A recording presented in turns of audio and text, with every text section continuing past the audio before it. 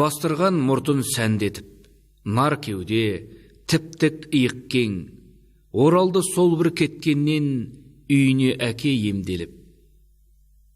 Есікте құлып жоқ пенде, қаңырап жатыр тұрағы.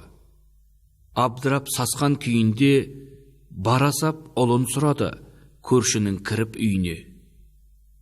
Күмілжіп көрші, ден сау ма? Ұлымды, ұлың қалада, интернатта ма ол сонда?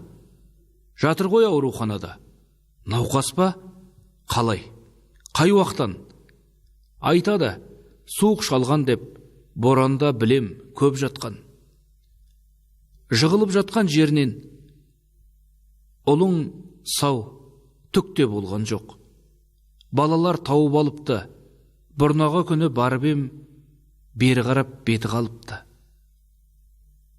Ақ төсек, әппақ бөлмеде шалқалап жатқан көрді ұлын, тұрмайды атып ол неге? Қалайсың, тәуір болдың ба? Естідім суық тиді деп, келдім ғой, жер боп мен мұнда.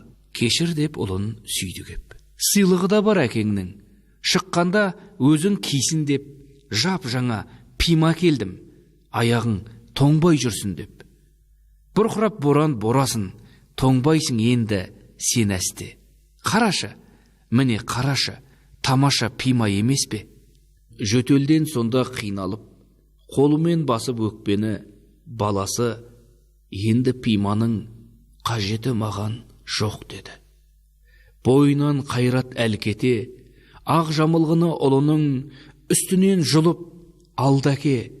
Қараса, кеште баяғы пиманы сатып антұрған үсіген екі аяғы кесілген екен балтырдан.